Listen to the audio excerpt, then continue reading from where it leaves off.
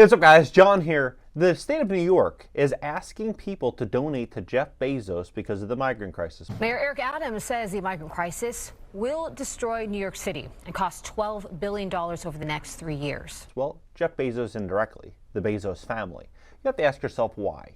Why would Jeff Bezos or the Bezos family need access to funding for the migrant crisis? Is there something much bigger going on behind the scenes here? Now, something happened to me yesterday because of this migrant crisis that, I would have never ever imagined this would have ever happened to me. I'm going to break it down for you in this video to give you a clear picture of what's really going on in America that the media is not talking about. Nobody's talking about this. Please hit the like button. Hit the like button. You will share this content to educate more people about what's really happening. And if you'd like to fix your credit to position yourself for what I think is going to be the greatest rug pull in America's economy, you're going to need the best credit to put yourself in a position to get funding and financing. Go to GreatCreditFast.com and click the link in the description below. So take a look at this. So Mayor Adams urges rich New Yorkers to step up. Well, he's urging to support a company called Robinhood Foundation. So who is Robinhood? Robinhood Foundation, you have Mark S. Bezos. I'm looking at that, like, there's no way that Robinhood could be tied to the Bezos family. Well, is Mark Bezos Jeff Bezos' half-brother? Mark is a renowned space tourist and former advertising exec. He's the half-brother of Amazon's founder, Jeff Bezos.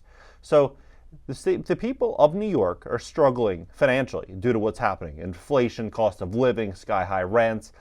They don't have much money, right? Most of them don't have much money to spare. Yet, encouraging the donation of funds to the Bezos family due to the migrant crisis. Do you think that the Bezos family is there to help the migrant crisis, or do you think they're there to leverage the opportunity of the migrant crisis? It's a question for you. But I have a question. Here's what happened to me. This happened to me yesterday, coming back from the office, filmed a video, driving home. It was crazy. So every Saturday and Sunday, I take my kids to the skate park.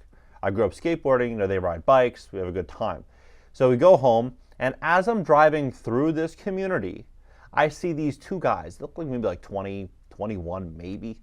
They're definitely not from this country. They looked really shady. I just had my gut intuition said, what are you doing here? Like, what are you doing in the neighborhood? In my head, I was thinking that, but I'm like, I'm not going to jump to conclusions based on, how they, what their vibe looks like, right? Their vibe looked like they were up to no good, right? So I'm like, all right, I'm going to go home, get the kids, the wife, get everything, and we'll hop in the car and, we'll go to the skate park, right? So as we're leaving, the intersection is completely blocked off by cops.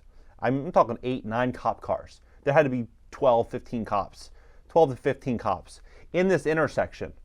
And I'm like, what happened? I thought maybe there was a hit and run or something like, maybe there was some type of auto accident. And there's 2 ladies standing to our right. And my wife, she goes out the window and she says, hey, what's going on? And the lady comes over. She had to be 68, 70 years old, grabs my wife's arm, not really confrontationally, but out of fear. She was shocked about what just happened. And she grabbed her arm as, a way to comfort herself. She said that those 2 guys ripped a lady out of her car. This lady, retired, like at that age, retirement age, ripped her out of her car, had her on her back. They tried to steal her vehicle, right? This is in a very nice neighborhood. This isn't some, neighborhood where you'd expect crime like that, right? It's really close to the beach. It's one of the most expensive neighborhoods in Florida. Just from a perspective of, this is coming nationwide. So we hear about crime in cities, we hear about theft, we hear about all this, but we don't hear about it really coming into the suburbs. But this is now happening. And so when you look at this, you're like, well, so what happened, John? A guy came out of his house when she was screaming on her back. He had a concealed carry. I'm literally getting goosebumps telling the story. Came out concealed carry, had both of the guys on the ground. He didn't fire a shot. Both the guys on the ground, they called the cops. All the cops came. They arrested the 2 guys, right? They arrested the 2 guys. And so you look at these situations and you have to ask yourself, bringing in a couple million migrants, most of which do not have work permits, most of which don't have family here. They don't have employment opportunities here. They don't have resources. They're walking across the border, right? They're hoping for a better life. But you're even hearing now, a lot of people, they're saying they're fed up. They trek thousands of miles to the U.S. already heading home because the American dream doesn't exist. Many Americans would say the American dream is no longer, right? And so when you put millions of people in a situation where they have to fend for themselves, you're going to start seeing a lot more of what I saw yesterday in my own community. You're going to start seeing a lot of these people coming into the suburbs, knocking on doors, doing whatever they have to do to survive. And the whole thing just, it reeks of something very, very fishy going on. And, you're not even, people, now they don't even want you saying that. But you look at this, some Venezuelan migrants who trek thousands of miles to the U.S. in search of a better life are so disheartened, they say they're already heading back home. This 39-year-old told the Chicago Tribune he has had enough after he, his wife, and teenage stepdaughter spent 5 months sleeping either in a precinct or a crowded city shelter in the now brutally cold, windy city. He's also been unable to secure a job permit. Well, look at this. The job permits, Hochul won't issue state work permits for migrants. As Denver migrants struggle to get permits for work, one foundation works to make the process easier. Mayor Brandon Johnson to begin removing migrants from shelters in 60 days. Where are they going to go, right? Work permits won't be a silver bullet for New York migrants. Massachusetts migrants face work permit delays. So they're pushing millions of people here and not allowing them to get a job. Right? What's going to happen, right? What is going to happen? We're going to start seeing a lot more crime, a lot more problems inside of America, and I think a lot of people aren't ready for this. Denver spends millions on transporting migrants to other parts of America. Many people think, hey, John, it's just going to be in New York City, it's going to be in LA, it's going to be these sanctuary cities, sanctuary states. This is coming nationwide. Nationwide, every city, every suburb. You have to be prepared for this, because I would have never, ever thought it would have come into my community where I'm living. But to see a lady get ripped out of her car, I didn't see it firsthand.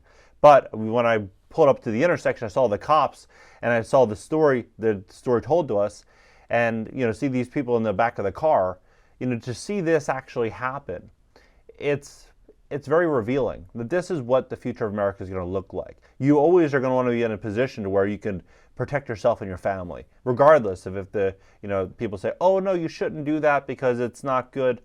Look, you want to put yourself in a position to protect yourself and your family.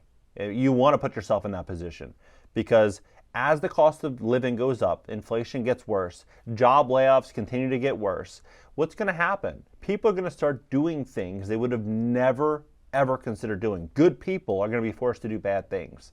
Imagine when you have bad people, of these millions of migrants, there has to be a small percentage of them that are bad, right? Coming here with a situation where they have no way in which they can provide for themselves. So you can just imagine. You've seen and heard of, situations in Cambodia and all these different countries where, parents are literally selling their children because they have no choice. Many American parents could never ever imagine doing anything like that. Do you think those people in Cambodia and Vietnam would ever imagine doing that if they had better options? No, they wouldn't, right? But they're forced in this situation. So imagine, you have millions of people coming to this country that are being forced into a very, very bad situation. It's going to be a pretty bad outcome, right? The America in which we grew up in is changing, and it's changing right before our very eyes. But when you look at these situations, then you ask yourself, okay, well, you have Bezos's, half-brother that is now getting, direct endorsement from the mayor of New York. You have to ask yourself, what have they done to really help, or are they here just to capitalize on this entire situation? And as America begins to erode from within, they're going to be able to leverage all their resources, all of their connections, and all their power to seize America, right? What's happening? You drop it below. We'll have a conversation about this. This whole thing is extremely, extremely sketchy. Builder pitches microhomes for migrants and homeless people. Could we see a situation in which maybe they say that we need to increase taxes, increase expenses on Americans to fund migrants? Well, I think so. If you look at what they're doing in New York, they say Mayor Adams urges rich New Yorkers to step up, right? Step up. This is a moment where it's a hands-on-deck moment. The way it goes, New York goes, America goes, but I'm going to need you more than ever to support many of these organizations. He said a moment where a philanthropic interest must align with some of the gaps in the services that we are seeing today. Adams also reportedly urged New Yorkers to reach out to Washington, D.C. and demand more support for the city, which he says is carrying a national crisis. The remarks came a day after the sanctuary city announced it is reducing police numbers and slashing budgets in areas like education and sanitation. Adams announced a $110 billion budget, saying that the cuts across all agencies were necessary, with the city having spent $1.45 billion in fiscal 2023 in the migrant crisis and nearly $11 billion expected to be spent in 2024 and 2025. This is what we're talking into. I've been saying on this channel, 2020 was the start of it. It's going to get worse each year. Many people said, John, it's crazy. It's not going to happen. We're going back to normal. We're going back to normal. Everything's going to be all good. Are we? Are we? I don't know. I would bet no. I'm betting that 2024, 2025, this wealth transfer is going to greatly advance. And people need to be prepared for it. They need to be in a position to, protect themselves, their family, be in a really good business. They need to be in a position to where they can pivot and move through the bad times, through the hard times, and through the uncertain times. What do you think about this situation? Drop it below. Have a conversation about this. I think we're going to see millions and millions more migrants coming 2024, 2025. And we're going to start to see a situation unfold in this country that nobody would have imagined possible. Drop below. Let's have a conversation about it. If you'd like to fix your credit to position yourself for the greatest wealth transfer of all time, we'd love to help you at my company, GreatCreditFast.com. That's GreatCreditFast.com. If you have late payments, medical bills, charge-offs, foreclosures, bankruptcies, repossessions, any negative item on your credit report, go to GreatCreditFast.com. And I'll catch you in the next video.